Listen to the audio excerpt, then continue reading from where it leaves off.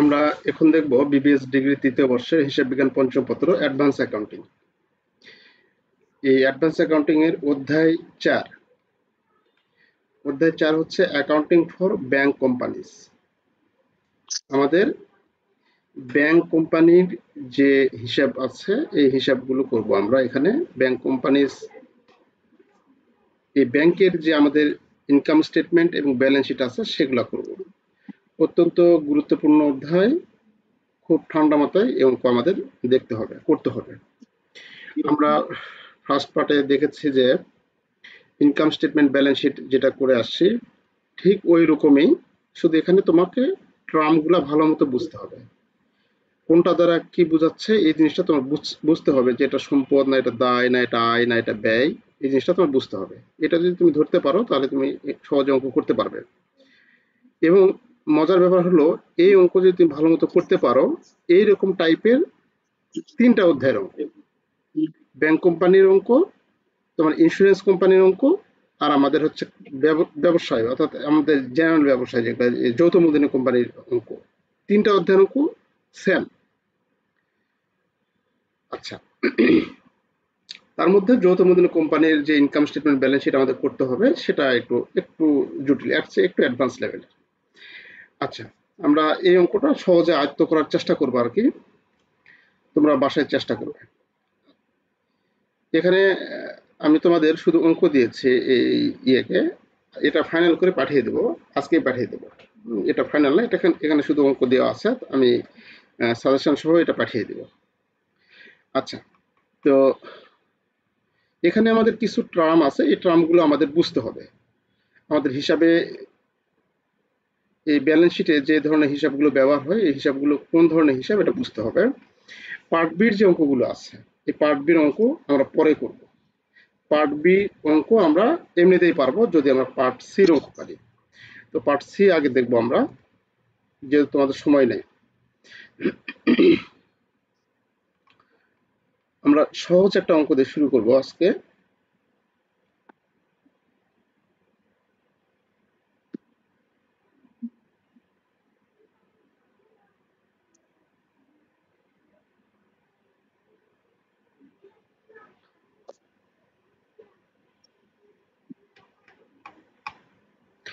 এই অঙ্কটাতে শুরু করব, 8 নম্বর অঙ্ক। এটা এসেছে 2019 সালে এসেছে।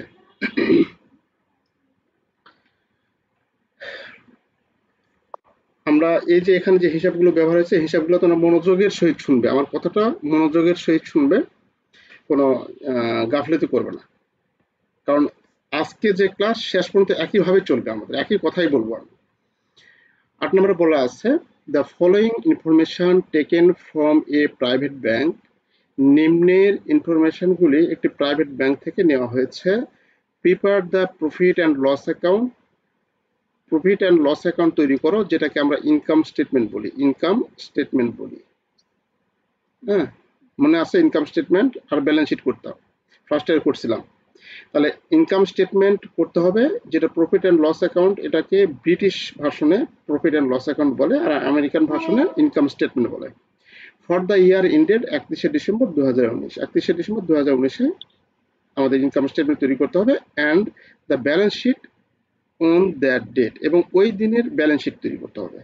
তাহলে এই অধ্যায়ের অঙ্কই অন্য কিছু না, ইনকাম স্টেটমেন্ট আর ব্যালেন্স শিট, এটা আমাদের মাথায় রাখতে হবে। আচ্ছা, আমাদের এখানে যে হিসাবগুলো ব্যবহার হয়েছে এই হিসাবগুলো একটু আমরা পরিচিত হব।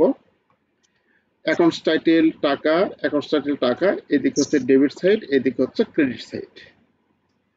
আচ্ছা, তাহলে আমরা যখন কোম্পানির অ্যাকাউন্টে ব্যালেন্স শিট এবং ইনকাম স্টেটমেন্ট যখন করেছি আমরা, তখন কিন্তু ঠিক কিরকম ব্যবহার হয়েছিল, আমাদের ডেবিট দিকে আমাদের হয় অ্যাসেট থাকবে, ডেবিট দিকে হয় অ্যাসেটস প্লাস এক্সপেন্স, হয় এক্সপেন্স হবে এই হিসাবগুলো, নাহলে অ্যাসেট হবে, এটা মনে রাখতে হবে। আর এদিকে হবে আমাদের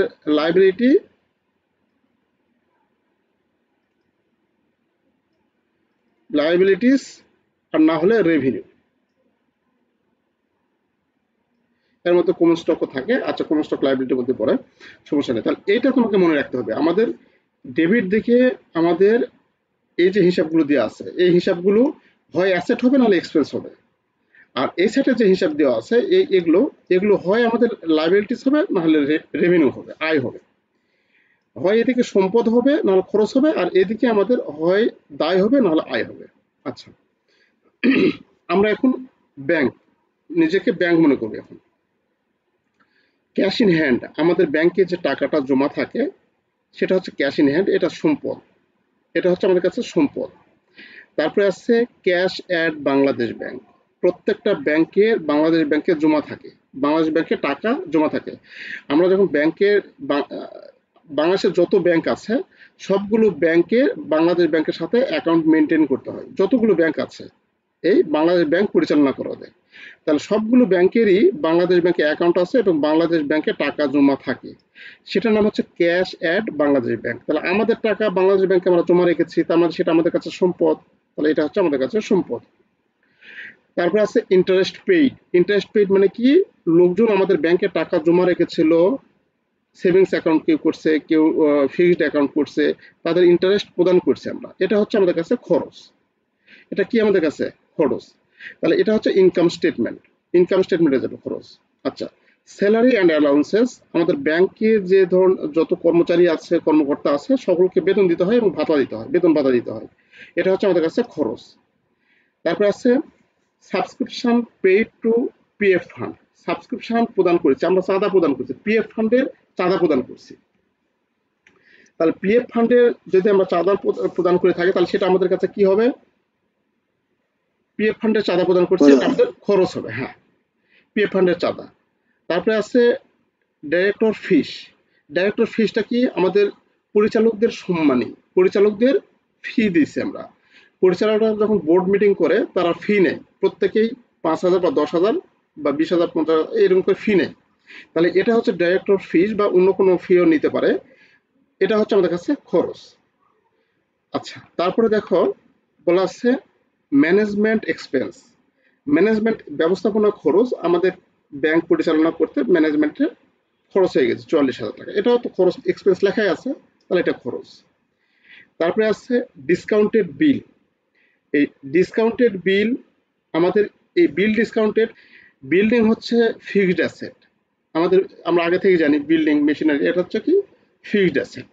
আচ্ছা, তারপরে আছে ফার্নিচার, এটাও ফিক্সড অ্যাসেট। ইনভেস্টমেন্ট তো বিনিয়োগ, এটা তো আমরা জানি এটা asset, asset. Investment to PF fund, আমরা ইনভেস্টমেন্ট করছি, পিএফ ফান্ডে ইনভেস্টমেন্ট করছি, তাহলে এটা কি আমাদের কাছে, এটা হচ্ছে আমাদের কাছে সম্পদ। তাহলে এটাও সম্পদ, এটাও সম্পদ, ইনভেস্টমেন্ট লেখাই আছে। Loan and cash credit, loan and cash credit, তাহলে এটা আমাদের কাছে কি, লোন অ্যান্ড ক্যাশ ক্রেডিট বলতে বোঝায় যে আমরা ব্যাংকে যদি জমা নিয়ে থাকি, যে কাস্টমার আমাদের ব্যাংকে জমা দিছে, সেগুলো হচ্ছে আমাদের কাছে দায়। কারণ আমরা যদি নিজেরাই ব্যাংক মনে করি নিজেদেরকে, তাহলে কাস্টমারের কাছ থেকে যদি আমরা টাকা নেই, তাকে আমরা দিতে হবে টাকা, তাই না, ফেরত দিতে হবে, তাহলে সেটা দায়। ওটার নাম হচ্ছে ডিপোজিট, কাস্টমারের কাছ থেকে যেটা নেই সেটাকে বলে ডিপোজিট। এখন সেই ডিপোজিটটা হচ্ছে আমাদের কাছে দায়, কাস্টমারের কাছ থেকে যে টাকাটা নেব, আর ওই টাকা নিয়ে যখন আমরা লোন দিব কাউকে, কাউকে যখন লোন দিব সেটা হচ্ছে আমাদের কাছে সম্পদ। তাহলে লোন অ্যান্ড অ্যাডভান্স, এটা হচ্ছে আমাদের কাছে কি সম্পদ, লোন অ্যান্ড অ্যাডভান্স সম্পদ। আর ওভারড্রাফট, এটা হচ্ছে আমাদের কাছে সম্পদ, ব্যাংকের কাছে ওভারড্রাফট সম্পদ। তাহলে এই হচ্ছে আমাদের হিসাবের পরিচিতি, এগুলো আমাদের ব্যালেন্স শিটে যাবে। আচ্ছা, এখন এই সাইডে চলে যাও ক্রেডিট দিকে। ক্রেডিট দিকে বলা আছে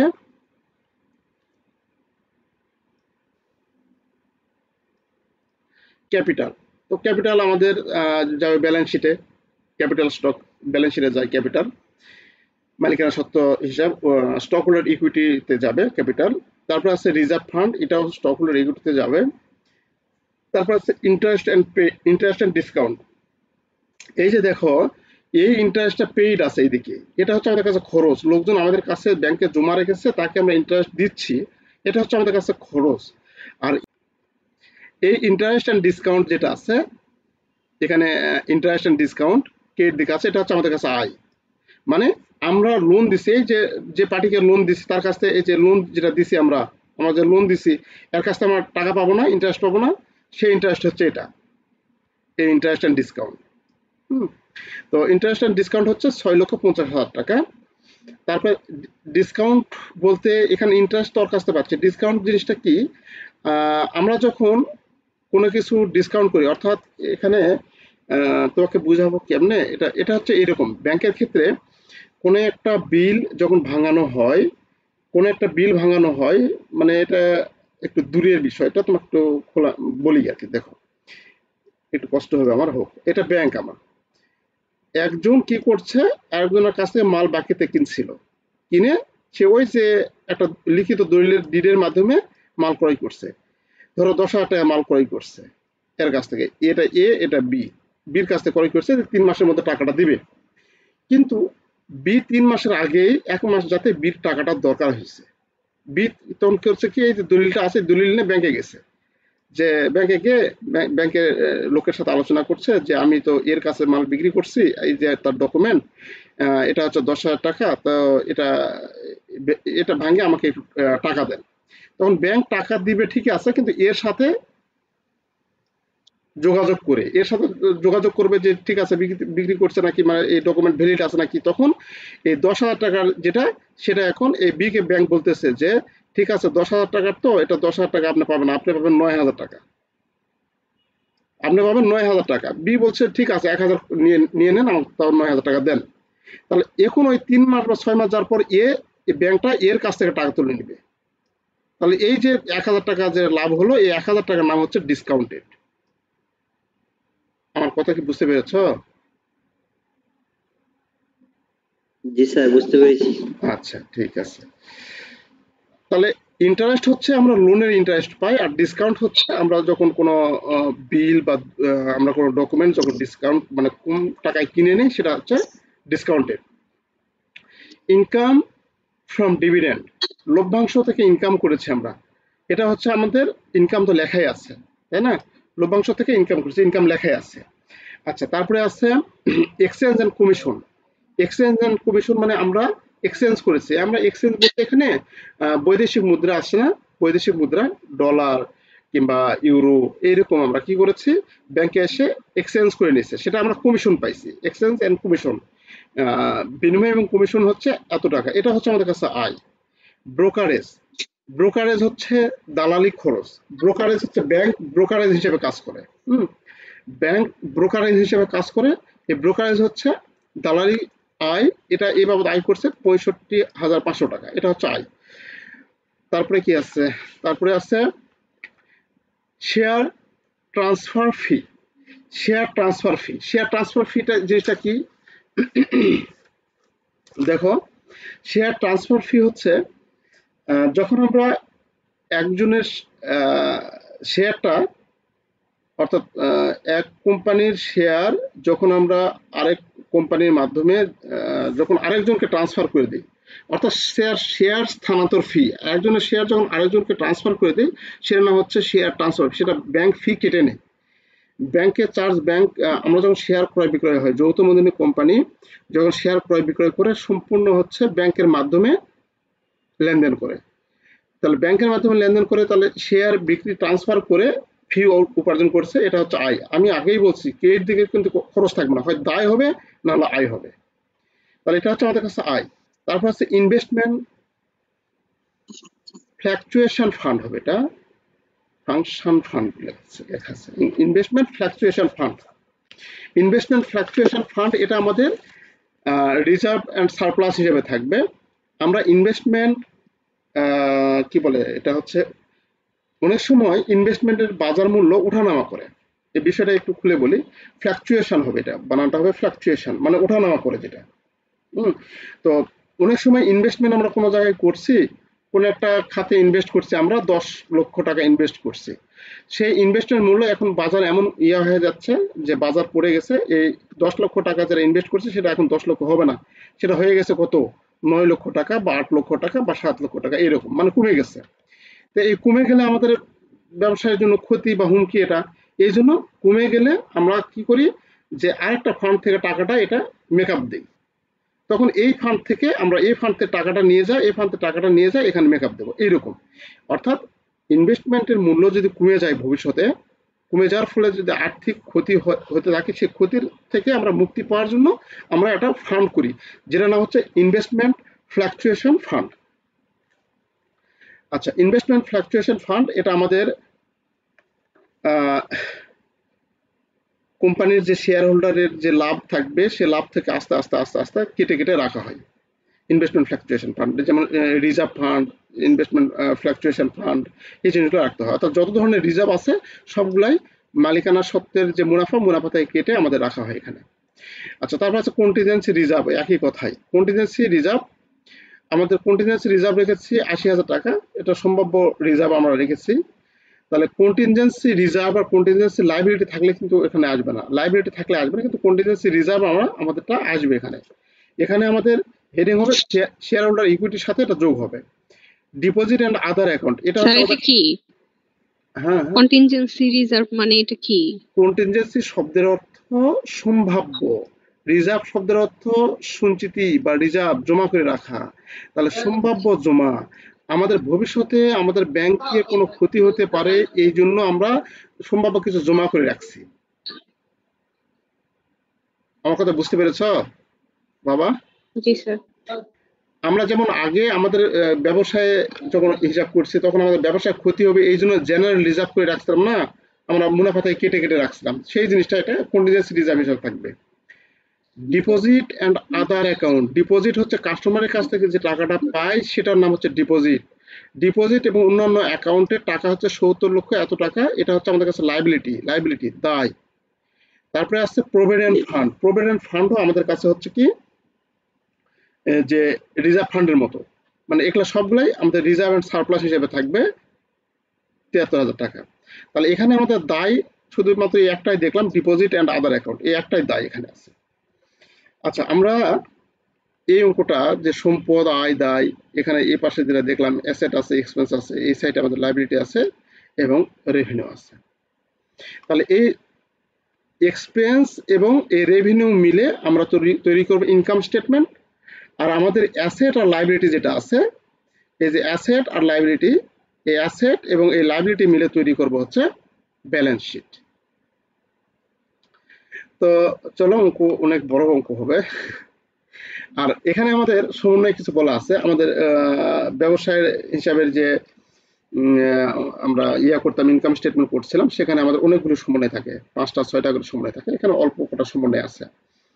তো দেখো, এখানে প্রথম সমন্বয় বলা আছে, এটা প্রত্যেকটা অঙ্কে থাকবেই, rebate on bill discount. Rebate on bill discounted বা রিবেট অন ডিসকাউন্টেড বিল ১০,০০০ টাকা। রিবেট অন ডিসকাউন্টেড বিল শব্দের অর্থ হচ্ছে, রিবেট মানে হচ্ছে তোমরা যে ট্যাক্সের অঙ্ক করে আসছো না, রিবেট, তো ওখানে রিবেট শব্দটি ইউজ হয়। রিবেট শব্দ অর্থ হচ্ছে ছাড় পাওয়া। তাহলে বিল ডিসকাউন্টেড, আমরা যে ডিসকাউন্টেড করে পেয়েছি, এই যে ডিসকাউন্ট যেটা করেছি, আমরা ডিসকাউন্ট করে যে আয় করেছি ৬,৫০,০০০ টাকা, এরই মধ্যে ছাড় পাবে হচ্ছে কত টাকা?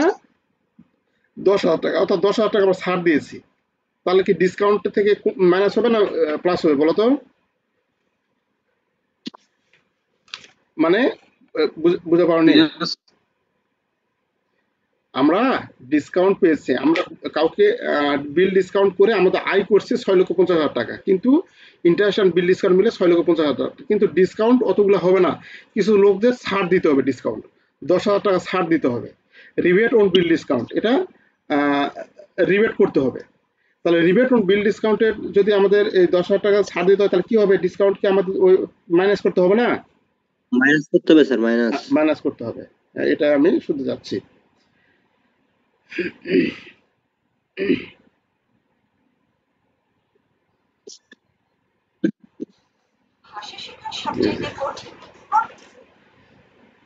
আচ্ছা, তারপরে আছে management expense accrued. Management expense accrued আছে, মানে কি বকেয়া আছে। তাহলে ম্যানেজমেন্ট এক্সপেন্স যদি বকেয়া থাকে, তাহলে কি হবে? এটা খরচের সাথে যোগ হবে, দায় হিসেবে থাকবে। Interest receivable but not receive, interest বকেয়া আছে কিন্তু এখনো পায়নি ১২,০০০ টাকা, আয়ের সাথে যোগ করতে হবে। আর তারপর আছে ডিপ্রিসিয়েশন, বিল্ডিং এর অবচয় ২০,০০০ টাকা, ফার্নিচার অবচয় ৪,০০০। অ্যাজ ইউজুয়াল যেভাবে আমরা করি, আমাদের খরচ হিসেবে দেখাতে হবে, এবং আমাদের ৪,০০০ টাকা ফার্নিচারের, এটা দুটো খরচ হিসেবে দেখাতে হবে আমাদের, আর সম্পদ থেকে বাদ দিয়ে দেখাতে হবে। এই সমন্বয়গুলো করে আমাদের অঙ্কটা করতে হবে। এখানে 4টা সমন্বয় থাকে, তার মধ্যে এই সমন্বয় কমন, এটা আমাদের থাকবেই। হ্যাঁ, প্রত্যেকবার থাকবে এটা সবগুলো অঙ্কে। হ্যাঁ হয়ে যাবে আচ্ছা, তাহলে আমরা ইনকাম স্টেটমেন্টে একটু ঘর করি।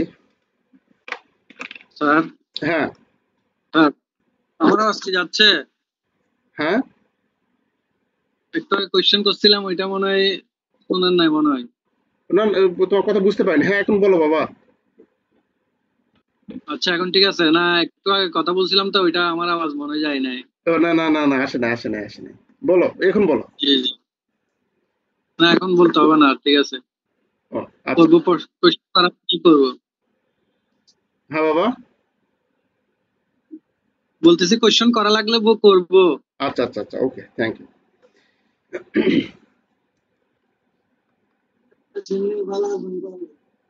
আচ্ছা, আমরা ইনকাম স্টেটমেন্টের ঘর দেখাবো।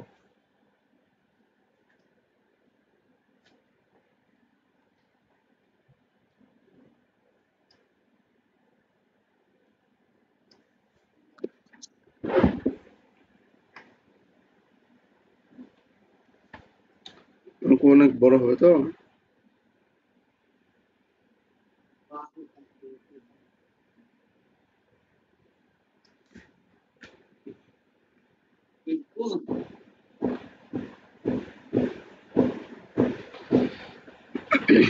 আচ্ছা, তাহলে এখানে আমাদের নাম ধাম লিখতে হবে, ব্যাংকের নাম ধাম। ব্যাংকের নাম কি? এটা প্রাইভেট ব্যাংক। এই যে প্রাইভেট ব্যাংক, এই প্রাইভেট ব্যাংক একটি প্রাইভেট ব্যাংকের নাম টাম দেওয়া নেই, নাম দেওয়া থাকে সাধারণত, আমাদের অঙ্কের নাম দেওয়া থাকে। তো এখানে আমরা লিখবো কত 8,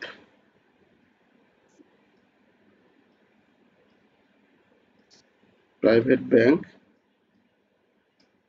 এটা আমরা কি করব? ইনকাম স্টেটমেন্ট, আমেরিকান মেথডে করব ইনকাম স্টেটমেন্ট। ইনকাম স্টেটমেন্ট এখানে কি লিখতে হয়? ফর দা ইয়ার এন্ডেড,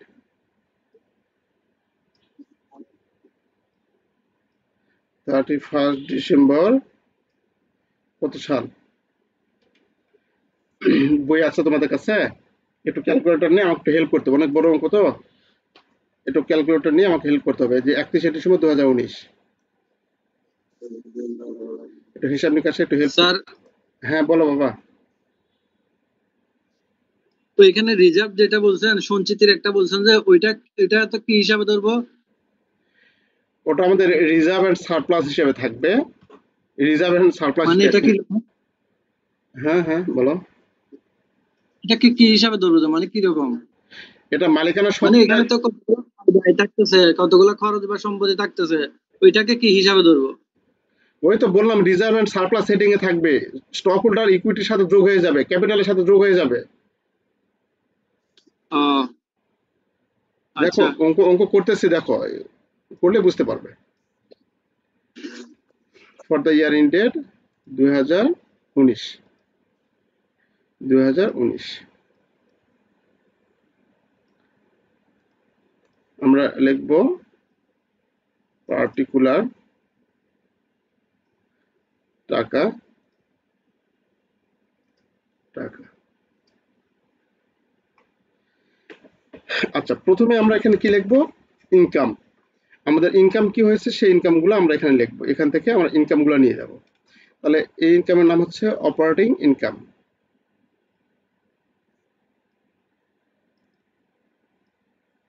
প্রত্যেকটা অঙ্কের কাহিনী একই। অপারেটিং ইনকামে ব্যাংকের মানে প্রধান ইনকামের উৎস কি বলতো? ব্যাংকের প্রধান ইনকামের উৎসই হচ্ছে ইন্টারেস্ট। ক্যাশ। না, ইন্টারেস্ট ইনকাম মানে সুদ, সুদ বাবদ ওরা আয় করে। কাউকে লোন লোন দিয়ে সে লোনের বাবদ সুদটা নেয়, তাই না? তাই কি না? আমার কথা বুঝতে সমস্যা হচ্ছে আমাদের? স্যার সুদ দিয়ে আয় করে। হ্যাঁ, ব্যাংকের প্রথম এবং প্রধান প্রধান কাজ হচ্ছে, মানে প্রধান আয়ের উৎস হচ্ছে ইন্টারেস্ট, এবং প্রধান ব্যয়ের উৎস হচ্ছে ইন্টারেস্ট। আমরা যার কাছ থেকে টাকা নিচ্ছি তাকে ইন্টারেস্ট দিতে হয়, আমরা যাকে লোন দিচ্ছি তার কাছে ইন্টারেস্ট আমরা পাই, তাই না? তাহলে আমাদের জি পাওয়া স্যার। ইন্টারেস্ট কোনটা? আমাদের কে এর দিকে যে ইন্টারেস্টটা থাকবে, এই কে এর দিকে যে ইন্টারেস্টটা থাকবে সেটা। তাহলে ইন্টারেস্ট আমাদের কে এর দিকে কোথায় আছে বলতো? আমাদের এখানে এই যে ইন্টারেস্ট এন্ড ডিসকাউন্ট আছে কত টাকা? 6,50,000। 6,50,000। 6,50,000। এটা হচ্ছে আমাদের প্রথম এবং মানে প্রধান, অন্যতম প্রধান একটা আয়ের উৎস। তাহলে এটা আমরা লিখবো interest and discount, interest and discount, interest and discount. কত টাকা আছে? 6,50,000 টাকা আছে। কিন্তু ইন্টারেস্ট এন্ড ডিসকাউন্টে আমাদের একটু কথা আছে। কি কথা? 10,000 বাদ দাও। আমাদের এই ইন্টারেস্ট এন্ড ডিসকাউন্টের সাথে আমাদের এই ইন্টারেস্টটা দেখো এখানে আমাদের সমন্বয়ে বলে দেওয়া আছে, রিবেট ছাড় পাবে, ছাড়। খেয়াল করে দেখো এখন যে ওই ইন্টারেস্ট তো আমরা পাইলাম, ওর মধ্যে আমাদের ডিসকাউন্ট আছে, ডিসকাউন্টটা 10,000 টাকা ছাড় হবে। তা ছাড় হলে কি এটা মাইনাস হবে না? মানে এটা কি গ্রাহককে দিব স্যার? হ্যাঁ, 10,000 টাকা মাইনাস হবে। গ্রাহককে স্যার 10,000 গ্রাহককে দিব স্যার, দিব না, মানে এটাকে ছাড় দেওয়া হবে। ছাড় দেওয়া হবে, কম কম নিব। হ্যাঁ হ্যাঁ তাহলে এটা কি কমে যাবে না? জি। তাহলে হ্যাঁ, মাইনাস, মাইনাস করতে হবে। এখান থেকে minus rebate on bill discounted লিখবো, rebate on bill discount. Rebate মানে কি ছাড় ছাড় দেওয়া? হ্যাঁ, discounted, rebate on bill discounted, হ্যাঁ 10,000 টাকা। তাহলে 10,000 টাকা আমরা কি করলাম? বাদ দিলাম। বাদ দিয়ে এখনো কাজ শেষ হয়নি, আরো আরো অনেক কিছু আছে, যে ইন্টারেস্ট বকেয়া আছে। তাহলে এটা আমরা কি করব? 6,40,000 টাকা নিচে লিখবো। এরপর দেখো সমন্বয়ে আমাদের বলা আছে যে ইন্টারেস্ট রিসিভেবল, মানে ইন্টারেস্ট প্রাপ্য হয়েছে বাট নট রিসিভ, এখনো পায়নি, কত? 12,500 টাকা। তাহলে ইন্টারেস্ট কি রিসিভেবল মানে কি আয় হয়েছে তো, তাই না? ইন্টারেস্টটা আয় হয়েছে কিন্তু এখনো পায়নি, তাহলে এটা ইন্টারেস্টের সাথে যোগ করতে হবে না? জি। তাহলে যোগ অ্যাক্রুড ইন্টারেস্ট, অ্যাক্রুড ইন্টারেস্ট মানে বকেয়া ইন্টারেস্ট, এডব্লিউসি আর ইউইডি, অ্যাক্রুড ইন্টারেস্ট।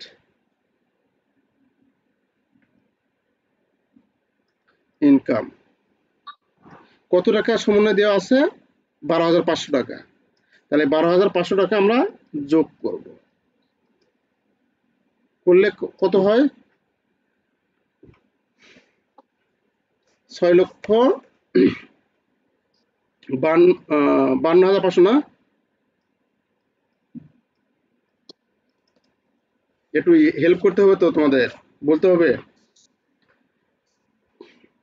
6,52,500। আচ্ছা, এখন এটা আমাদের ইন্টারেস্ট বাবদ আমাদের সমন্বয় করার পর এখন আমাদের 6,52,500 টাকা ইন্টারেস্ট বাবদ আমাদের আয়টা টিকছে। তাহলে এই আয় থেকে আমাদের ইন্টারেস্ট বাবদ ব্যয় হয়েছে কত টাকা? আমাদের ইন্টারেস্ট বাবদ ব্যয় হয়েছে, খরচ হয়েছে কত টাকা? ইন্টারেস্ট পেইড করছে কত টাকা? এই যে ইন্টারেস্ট পেইড করছে কত টাকা? এত টাকা। কারণ লোকজনের কাছ থেকে আমরা ইন্টারেস্ট বাবদ আমরা আয় করলাম সমন্বয় করে 6,52,500 টাকা, তাই না? এখানে কি বুঝতে সমস্যা আছে? জি। বাবা সবাই একটু না। কথা কথা বলো, কথা বললে আমার একটু সুবিধা হয়। এই যে সমন্বয় করলাম না এখানে, স্যার। আচ্ছা, তাহলে এখন আমরা এটা ইন্টারেস্ট আমরা লোকজনের কাছ থেকে পাইলাম, সেটা সমন্বয় করে এখন আমরা যোগ বিয়োগ করে দেখলাম 6,52,500 টাকা ইন্টারেস্ট আমরা আয় করছি। কিন্তু দিছি কত এখন ইন্টারেস্ট, সেটা আমরা ইন্টারেস্ট থেকে ইন্টারেস্টটা বাদ দিব আর কি। এই যে ইন্টারেস্ট পেইড আমরা লোকজনকে দিছি কত? 3,90,000 টাকা। তাহলে এই এখানে আমরা লিখবো মাইনাস ইন্টারেস্ট পেইড, মানে ইন্টারেস্ট থেকে ইন্টারেস্টটা বাদ দিতে হবে। তাহলে ইন্টারেস্ট পেইড কত টাকা?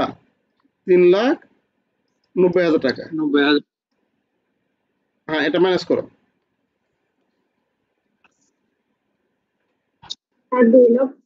কত বাবা? 2,62,500 স্যার। হ্যাঁ, 2,62,500। আমাদের ইন্টারেস্ট সম্পর্কিত আর কোনো কথা আছে এখানে? অঙ্কে আর ইন্টারেস্ট সম্পর্কিত আর কথা নাই। এটাও তুমি মাথায় রাখো, ইন্টারেস্ট সম্পর্কিত এই কথাগুলি থাকবে, আর কোনো কথা থাকবে না, আর কোনো কাহিনী থাকবে না। তাহলে ইন্টারেস্ট সম্পর্কিত গুলো আলাদা করে, ইন্টারেস্ট প্রাপ্ত ইন্টারেস্ট থেকে আমরা যে প্রদান করেছি ইন্টারেস্টটা সেটা আমরা বাদ দেব। তাহলে কত হচ্ছে? 2 লাখ। বুঝতেছি না, হ্যাঁ, বুঝিনি। ৬২,৫০০ স্যার। কি বলছেন বুঝি না, বাঁচতেছে তো। ও আচ্ছা, বললাম বলেন যে তো। আমাদের ইন্টারেস্ট সম্পর্কিত যে আয় হবে সে আয়গুলো সমন্বয় করার পর ইন্টারেস্ট পেটা বাদ দিব, যত অঙ্ক আছে গান একই, এই গানই হবে। জি ঠিক আছে? তাহলে এটা হচ্ছে জি আমাদের কাছে কি নিট ইন্টারেস্ট বাবদ আমরা পাইলাম, নিট ইন্টারেস্ট এন্ড ডিসকাউন্ট। তাহলে এখানে লিখবো কি নিট ইন্টারেস্ট এন্ড ডিসকাউন্ট।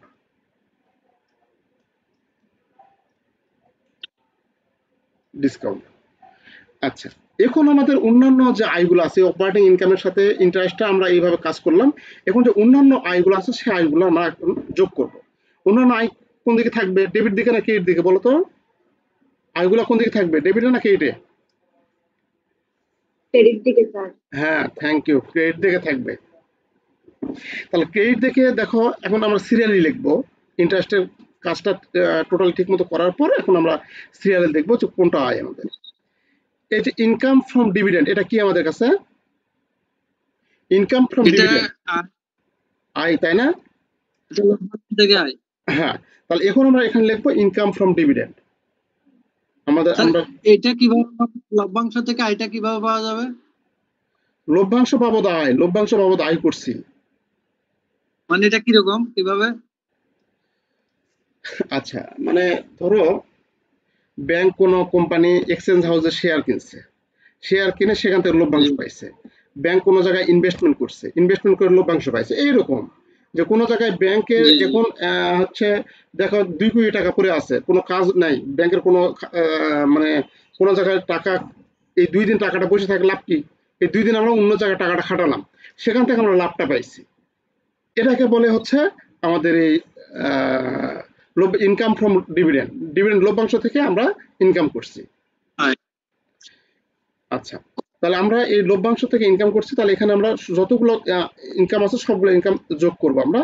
এখানে আমরা লিখবো কি ইন্টারেস্ট, কি লেখা আছে, ইনকাম ফ্রম ডিভিডেন্ড। তাহলে এখানে লিখবো ইনকাম ফ্রম ডিভিডেন্ড।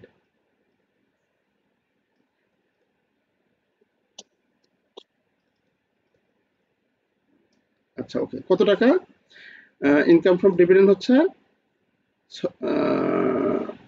3,80,500।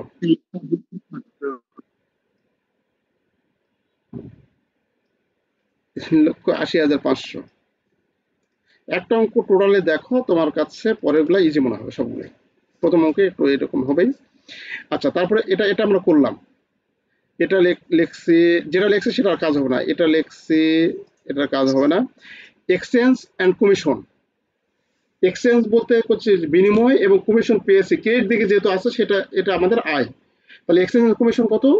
1,35,000। তাহলে এক্সচেঞ্জ অ্যান্ড কমিশন হচ্ছে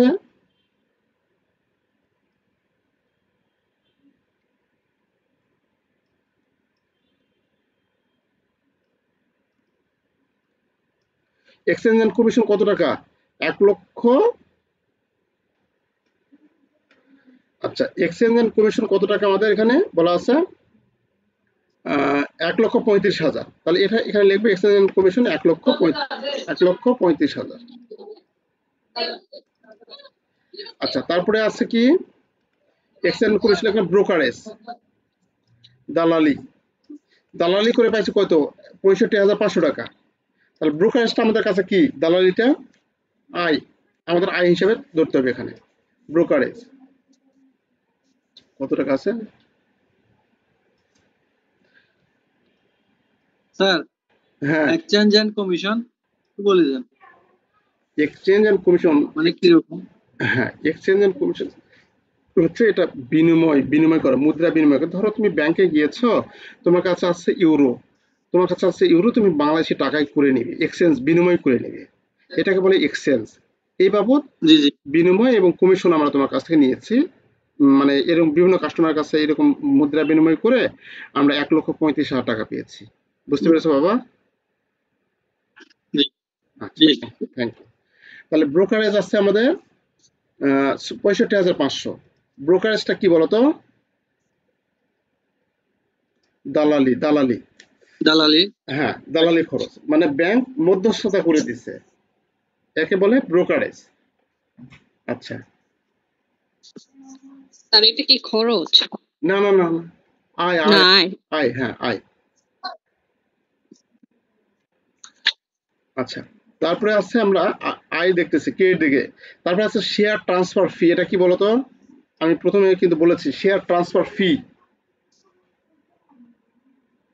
শেয়ার ট্রান্সফার ফি, শেয়ার হস্তান্তর ফি। শেয়ার হস্তান্তর ফি হচ্ছে এটা আয়, ব্যাংকের কাছে এটা আয়। তাহলে শেয়ার হস্তান্তর ফি এখানে লিখবো, শেয়ার ট্রান্সফার ফি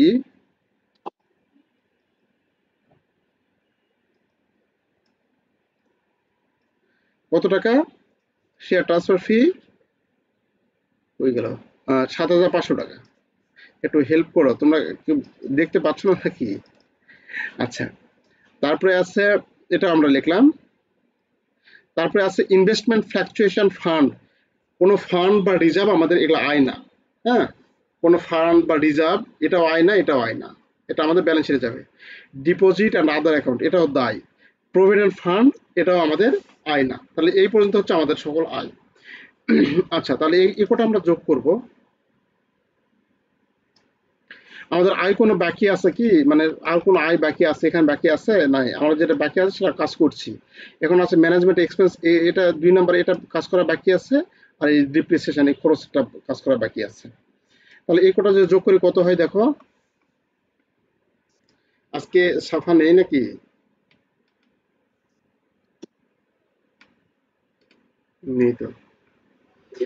ক্যালকুলেটর একটু নিয়ে বসতে হবে আমাদের। হ্যাঁ, তোমরা খালি তো কথা শোনার উপর হবে না, সঙ্গে সঙ্গে খাতা কলম নিয়ে বসতে হবে, অঙ্ক করতে হবে তো আমার সাথে সাথে। তা নাহলে তো তুমি পারবে না বাবা। এটা যতই দেখো, এগুলো হচ্ছে প্র্যাকটিসের বিষয়। 3,80,500 কষ্ট যখন করতেছে একটু ভালো মতোই করো। 1,35,000, 65,500, 65,500 যোগ 7,500, তাহলে হচ্ছে মোট 5,88,520। 5,88,500 না? জি। হ্যাঁ, তাই এটা এখন ওটার সাথে যোগ করে উপরে, তাহলে টোটাল আয় কত হবে সেটা পাবো। যোগ 2,62,500, 500। তাহলে 20 8,51,000 না? জি 20, 51,020। 20 হবে কেন? 20 কই পেলে তুমি? 20 টাকা কই পেলে? সব তো শূন্য লাস্টে। 8,51,000, তাই না? এটা হচ্ছে আমাদের টোটাল ইনকাম। ব্যাংক আমাদের টোটাল ইনকাম করছে কত টাকা সেটা এখানে আমাদের বলে দেওয়া আছে। এটা হচ্ছে টোটাল ইনকাম এত টাকা। তাহলে আমরা ব্যাংক টোটাল ইনকাম, তাহলে আরেকবার রিকল করি, দেখো আমি একটু ছোট করি। তাহলে ইনকাম সাইডে আমাদের প্রথমে লিখবো ইন্টারেস্ট ইনকাম। ইন্টারেস্ট বাবদ যে টাকাটা পেয়েছি সে টাকাটাকে লিখবো, সেখান থেকে রিবেট তো থাকবে। তাহলে প্রত্যেকটা অঙ্কে রিবেট থাকে, সেই রিবেটটা আমরা বাদ দেব। তারপরে যদি ইন্টারেস্ট অ্যাক্রুড থাকে সেটা আমরা যোগ করব। যদি ইন্টারেস্ট পেইড আমাদের থাকবে সেই ইন্টারেস্টটা বাদ দেব। এবং কোনো ইন্টারেস্ট এক্সপেন্স যেটা অ্যাক্রুড থাকবে, মানে খরচের যদি কোনো বকেয়া থাকে তাহলে সেটাও বাদ দিতাম, কিন্তু খরচের বকেয়া না, আমাদের আয়ের বকেয়া আছে। ইন্টারেস্ট যেটা পাবো সেটা বকেয়া আছে, ওই জন্য যোগ করছি। আচ্ছা, এই ইন্টারেস্টের কাজ, ইন্টারেস্ট সম্পর্কিত কাজ শেষ করার পর আমাদের অন্যান্য যে আয়গুলো থাকবে সবগুলো আয় এভাবে লিখে যোগ করব। করলে টোটাল এই যে ইন্টারেস্ট এবং যে টোটাল আদার ইনকাম যেটা থাকবে সবগুলো যোগ করলে পাবো টোটাল ইনকাম। মোট ইনকাম হচ্ছে 8,51,000 টাকা। এখান থেকে আমাদের খরচগুলো বাদ দিতে হবে। এখান থেকে আমাদের খরচ বাদ দিতে হবে। তাহলে এই খরচগুলো কি? এটা হচ্ছে অপারেটিং ইনকাম, তাহলে অপারেটিং এক্সপেন্স বাদ দেবো আমরা। আচ্ছা, তাহলে দেখো অপারেটিং এক্সপেন্স আমরা বাদ দেবো।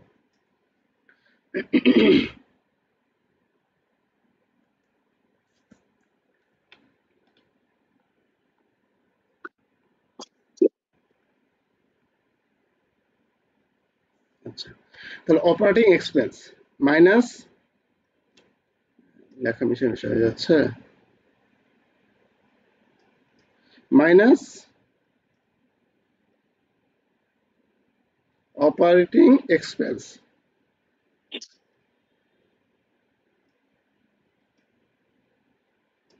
অপারেটিং এক্সপেন্স আগে যেমন অ্যাডমিনিস্ট্রেটিভ ছিল, তার মধ্যে সেলিং ছিল, ওই রকম না কিন্তু এখানে খালি অপারেটিং এক্সপেন্স লেখে যত খরচ আছে সবগুলো খরচ একসঙ্গে লিখবো। আচ্ছা, খরচগুলো কই পাবো আমরা বলো তো, মনে আছে খরচ কোন সাইডে পাবো? ডেবিট পাশে। হ্যাঁ, খরচ দেখবো ডেবিট পাশে, এখন এই পাশে দেখবো, এই পাশে তো আয় দেখলাম আমরা, এই পাশে এখন দেখবো। তাহলে এই পাশে ডেবিট পাশে এই যে ইন্টারেস্ট পেইড, এটা তো কাজ করছি আমরা, ইন্টারেস্ট পেইডে কাজ করছি। এখন আছে যে স্যালারি অ্যান্ড অ্যালাউন্সেস। আমাদের ব্যাংকে ইন্টারেস্ট এক্সপেন্স দেওয়ার পর তারপরে যেটা সবচেয়ে বেশি খরচ হয় সেটার নাম হচ্ছে আমাদের স্যালারি এক্সপেন্স। ব্যাংকে যারা কর্মকর্তা কর্মচারী যারা থাকে তাদের যে বেতন, আমরা বেতন ভাতা প্রদান করি সেটা। তাহলে স্যালারি এক্সপেন্স প্রথমে লিখবো, অপারেটিং এক্সপেন্স এখানে স্যালারি অ্যান্ড অ্যালাউন্সেস, এখানে লিখবো salaries and allowances।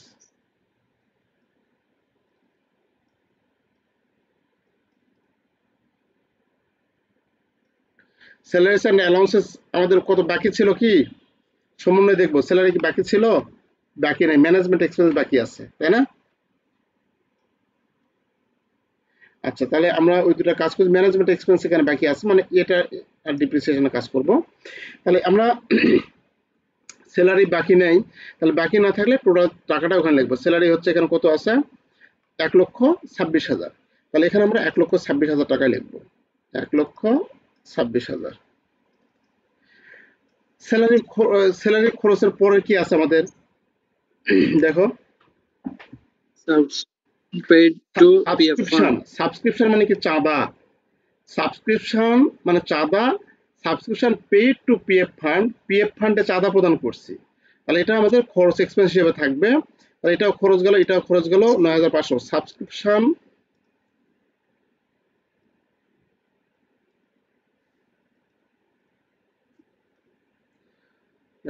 Two PF fund, PF fund না, পিএফ লেখা আছে তাই না? কত টাকা সাবস্ক্রিপশন দিছি আমরা পিএফ ফান্ডে? 9,500। তাহলে এখানে 9,500 টাকা লিখবো, 9,500। তারপরে আছে কি খরচ, ডিরেক্টর ফিস। তাহলে ডিরেক্টর ফি এটা খরচ, পরিচালকদের ফি প্রদান করছি, তাহলে ডিরেক্টর ফি এখানে লিখবো, ডাইরেক্টর 13,500। ফিস কত, 13,500। 13,500। তাহলে 13,500 এখানে লিখবো। আচ্ছা, তারপরে আছে ম্যানেজমেন্ট এক্সপেন্স, এটা এটা আবার বাকি আছে তাই না? তাহলে এখানে লিখবো কি, ম্যানেজমেন্ট এক্সপেন্স,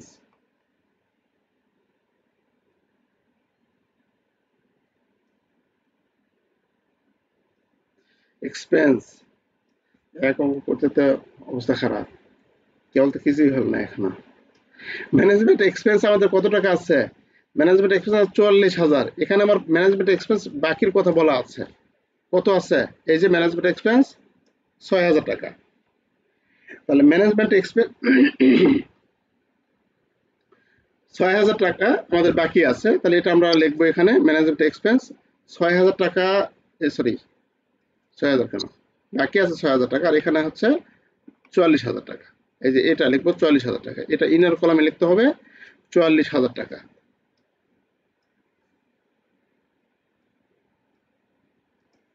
যোগ এর সঙ্গে কি আছে, ডিউ আছে, ডিউ কত আছে, 6,000 টাকা। তাহলে যোগ করলে কত হচ্ছে, 50,000 টাকা। এটা পার করে দিলাম, 50,000। হ্যাঁ 50,000 টাকা। আচ্ছা, তারপরে আমাদের আর কি আছে, স্যালারি পর, সরি ম্যানেজমেন্ট এক্সপেন্সের পর বিল ডিসকাউন্টেড, বিল্ডিং লোন ওভারড্রাফট, আর কিছু নাই এখানে আমাদের, আর কোনো কোনো খরচ নেই। তাহলে এগুলো একটু একটু যোগ করো তো বাবা।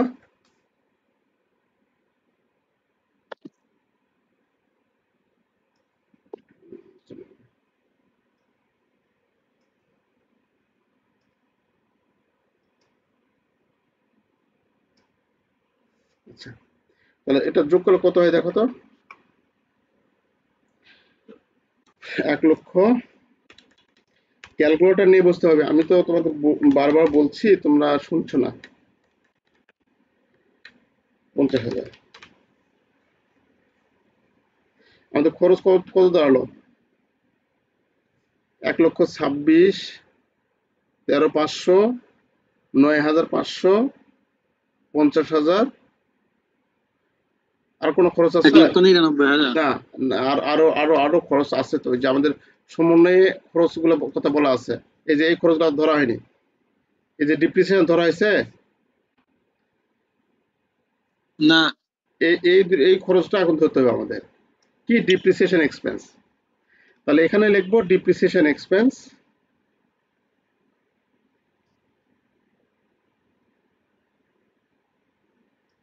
ডিপ্রিসিয়েশন এক্সপেন্স কার কার আছে? দুইটা, একটা হচ্ছে বিল্ডিং আর একটা হচ্ছে ফার্নিচার। তাহলে এখানে লিখবো বিল্ডিং। বিল্ডিং কত টাকা? 20,000। 20,000। 20,000। এখানে ডাইরেক্ট লিখবো 20,000, আর এখান থেকে আমাদের এটা পার হয়ে আসবে।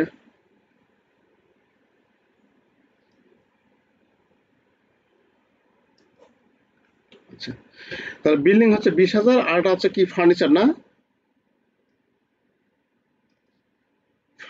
ফার্নিচার কত টাকা? 4,000। 4,000। আচ্ছা, আমাদের আর কোনো খরচ নাই, শেষ। তাহলে সবগুলো খরচ যোগ করো, এখানে আর কোনো খরচ না, আমাদের রেয়ামিল থেকে করলাম।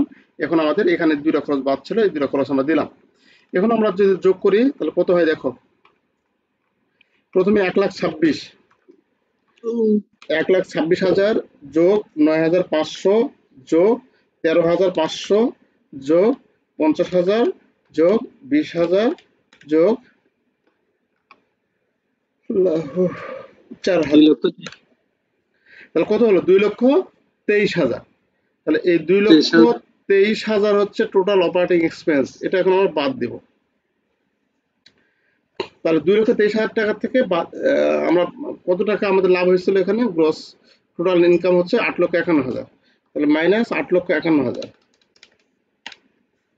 তাহলে 6,28,000।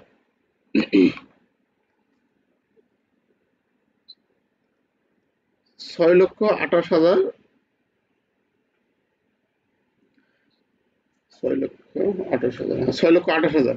এই 6,28,000 প্রফিট বিফোর অ্যাপ্রোপ্রিয়েশন। অ্যাপ্রোপ্রিয়েশন মানে বন্টন। Profit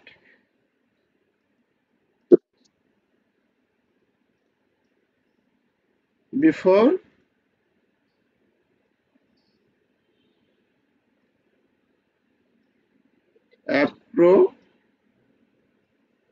appropriation.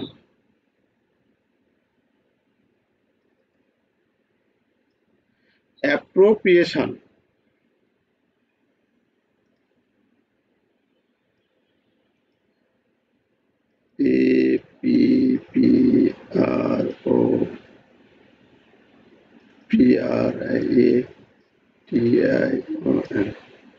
অ্যাপ্রোপ্রিয়েশন। অ্যাপ্রোপ্রিয়েশন মানে বন্টন সমূহ। আমাদের যদি কোনো কিছুতে বন্টন করতে বলে যে এত টাকা রিজার্ভ ফান্ডে রাখো, এত টাকা এই করো তা করো, এইরকম রিজার্ভ ফান্ডে এবং জেনারেল রিজার্ভ তৈরি করো, তখন আমরা এখান থেকে বাদ দিতাম। তাহলে এখান থেকে আমরা বাদ দেব। কি বাদ দেব? মাইনাস আমাদের বন্টন একটা আছে, এটা আমাদের অঙ্কে বন্টন না থাকলেও এটা করতে হবে, স্ট্যাটুটরি রিজার্ভ। স্ট্যাটুটরি রিজার্ভ মানে বিধিবদ্ধ সঞ্চিতি। তাহলে বিধিবদ্ধ বাংলাদেশ ব্যাংকে আমাদের লাভের এত % জমা করতেই হবে। তাহলে স্ট্যাটুটরি রিজার্ভ লিখবো, এখানে লিখবো স্ট্যাটুটরি রিজার্ভ।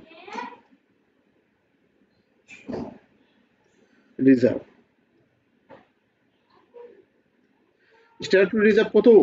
স্ট্যাটুটরি রিজার্ভ সবসময় এটা 20%, মানে অঙ্কে করতে বলুক না বলুক এটা লিখতেই হবে আমাদের। তাহলে এখানে আমাদের 6,28,000 টাকা। স্যার এটা কোথায় পাইলাম? এটা দেওয়া নেই, কিন্তু এটা করতে হবে তোমাকে। মানে যদি অঙ্কে উল্লেখ করে বা না করে উভয় ক্ষেত্রেই দিতে হবে। স্ট্যাটিউটরি রিজার্ভ যদি অঙ্কে বলে যে 40% কাটো বা 30% কাটো, তাহলে সেটা তো করতেই হবে। আর যদি না বলে তাহলে তুমি এরকম তোমার মতো স্ট্যাটিউটরি রিজার্ভ 20% লিখবে। বুঝতে পেরেছো বাবা? জি স্যার। আচ্ছা, এটা 20% করলে কত হচ্ছে? 6,28,000 গুণন 20%। 6,28,000 গুণ 20% সমান সমান 1,25,600। 1,25,600। এখন 1,25,600 টাকা এখন কি করতে হবে? মাইনাস করতে হবে। তাহলে 1,25,600 মাইনাস করলে কত থাকে দেখো তো?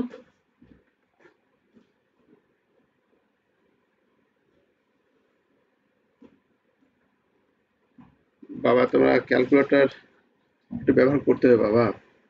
6,28,000 টাকা মাইনাস আমি লিখি প্লাস এগুলা যদি আবার ইয়া করি তাহলে অনেক সময় যাবে, তো অনেক সময় যাবে, মানে ওই সময়ের মধ্যে কভার করতে পারবো না কিন্তু। 5,02,400 টাকা, এটা হচ্ছে আমাদের কাছে নেট প্রফিট। নেট প্রফিট, এটা আমাদের নাম নেট প্রফিট।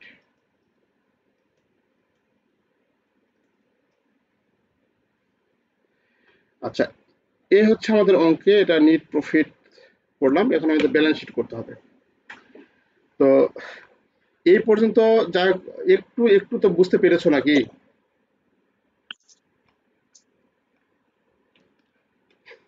একটু একটু বুঝতে পেরেছো এটা? জি স্যার। আচ্ছা, এই অঙ্কটা ব্যালেন্স শিট যেটা আছে, ব্যালেন্স শিট আমি তোমাদের সামনের দিন ব্যালেন্স শিট আলাদাভাবে করাবো, এবং ব্যালেন্স শিটে অনেক কথা বলতে হবে। হ্যাঁ, হিসাবের অনেক কথা বলতে হবে। আমি সামনের দিন ওই ব্যালেন্স শিটটা তোমাদের করবো। আজকে ইনকাম স্টেটমেন্টটা এটাই শুধু দেখে দেখে তোমরা একটু তুলবে খাতায়, ঠিক আছে? স্ক্রিনশট দিয়ে নাও, তোমরা এটা একটু দেখে দেখে তুলবে। হ্যাঁ, আর ব্যালেন্স শিটে অনেক কথা বলতে হবে, প্রচুর কথা বলতে হবে। আমি আজকে আর সময় হবে না, কারণ 10টা বেজে গেছে, পার হয়ে গেছে, 10টা 10 বেজে গেছে। আমি তোমাদের সামনের দিন ব্যালেন্স শিটটা বলবো। এই দুইটা ইনকাম স্টেটমেন্ট ব্যালেন্স শিটটা যদি তুমি আয়ত্ত করতে পারো, তোমার কাছে এটা কিছু না, এবং সহজ আছে মোটামুটি। প্রথম অঙ্ক তো এরকম লাগবে, তারপরে তোমার কাছে ইজি লাগবে। তোমরা চিন্তা করো না, আমি আছি ইনশাল্লাহ। হ্যাঁ, আর শাহাদত, জি স্যার। তোমার কিছু জানার ও বোঝার আছে? তুমি আজকে অঙ্ক দেখো, যদি কোনো কোশ্চেন অ্যারাইজ হয় তাহলে তুমি আমাকে বলে সামনের দিন বলি। আচ্ছা, সবাই সবাই, শুধু শাহাদত না, সবাই একটু দেখবে, বাসায় দেখবে অঙ্ক। এটা অঙ্ক থাকবেই পরীক্ষায়, এবং এই কাহিনীগুলোই তোমাকে করতে হবে। আচ্ছা, তাহলে আমরা এটা জি স্যার। শেষ করছি আজকে, কেমন? জি। আজকে শেষ করছি। আসসালামু আলাইকুম। ওয়ালাইকুম আসসালাম। সবাই ভালো থাকো। আল্লাহ হাফেজ।